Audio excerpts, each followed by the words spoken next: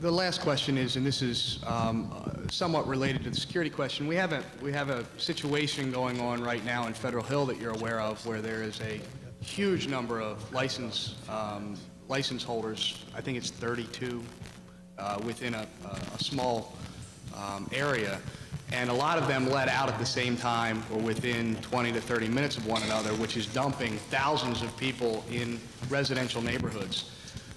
I mean, what role do you think the liquor board can play in that? I actually did a walk with one of your liquor inspectors a couple of months ago, and it was sobering, to use that very bad pun. But what role does the liquor board have there? Well, the liquor board, we don't set the closing time. As you know, that's set by statute. What we've encouraged with the community and with the with some other leaders is trying to work on staggering last calls and staggering closing times. But it is a business for profit, and if you can sell one last round at 1:30, then there's an economic disincentive for you to join the club. We do have problems in Federal Hill, problems that are going to take all of us to solve. And I would, I applaud you, Councilman, because I know how involved you've been down there, and Councilman Reisinger as well. It is at this point of the 1 year that this liquor board's been around, there is no other hot spot quite like Federal Hill as far as the number of complaints, as far as the quality of the complaints as well that come in. And then you could exacerbate that situation because of the proximity to Ravens Stadium and the Camden Yards.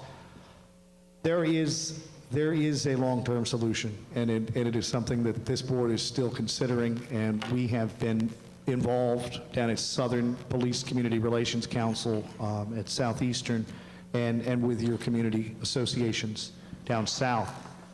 I look forward to your thoughts on it, because the liquor board, as I say, can only do so much, and a lot of our resources are directed toward Federal Hill on any given Friday and Saturday night. Thank you. Councilman Reisinger. After Councilman Reisinger will be Councilman Branch, and following Councilman Branch will be Councilwoman Conaway, and then back to Mary Pat Clark. I want my colleagues to be mindful that we do have citizens that want to testify, and after that round, we're going to go directly to testimony from the public. Thank you, Mr. Chairman. I'll try to keep it brief. Mr. Chairman, my concern and issue, especially in my district, is regards to the nightclubs, especially the nightclubs who are adjacent. They may be zoned, and because of, I agree with what Sam Daniels was saying, that these existing conditions have been inherited. But what can we do? Because what we have is we have these nightclubs that might be across the street from a residential neighborhood, and you're talking anywhere from 500 to 1,100 people coming out at night after the club closes. And they're going into these residential neighborhoods where they park their cars, and they don't have enough parking.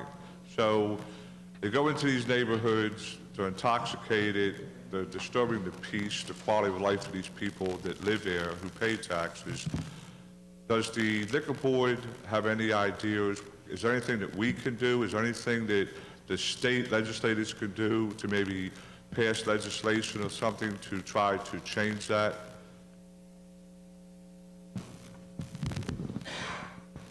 Well, Councilman, the laws, as you know, especially in the 46th Legislative District, have been changed numerous times. Who's that? What? In the 46th Legislative District, yeah, in South Baltimore and Southeast Baltimore, there is, the Article 2B is a crazy quilt of decent laws. It has been changed an amazing amount of times to deal with everything from development on Canton's Square to Cross Street Market to Locust Point, and I don't know that we can legislate our way out of this situation. I think I think zoning, the city council has as many powers or more than this state agency does to limit the number of licenses down there. Address some of these serious public safety concerns that we all have to deal with. In that respect, I have to say, this board has done a fabulous job. I think they're very fair. They listen and consider very carefully all concerns on both sides, both the business side, the hospitality industry, the retailers, the residential component, been terrific. And we have full faith and confidence, even though we're sometimes disappointed by the decisions that are proffered. I mean, the bottom line is we generally feel that they're making decisions that are for the greater good and the best interest of the entire community. And in terms, again, of enforcement efforts, we've heard about all the problems in Federal Hill and elsewhere, but in our particular case, I will tell you, the city council president mentioned a concern about sales to minors. On the night that New England came to town to play the Ravens, 18 citations were issued in our general neighborhood for sales to minors. So those efforts, and we've had a revocation as well. I can't speak more highly of the appreciation that we have for this board, for the chairman, and for the opportunity for us to be here tonight. I would urge you all to understand that we have limited enforcement capacity at the liquor board because of the same budget constraints that you're forced to deal with here in the city as far as enforcement is concerned. But whatever it is you can do, it's a cross-enforcement issue, really, folks. It's the health department, it's the building inspectors, it's the liquor inspectors. They all have to be involved in a concerted effort, and they all need our support. And I would appreciate, and the Federal Hill Neighborhood Association represents 1,400 households, over 500 now members. We really do urge you to support this board in their great work. Thank you very much. Thank you. We're going to have Esquire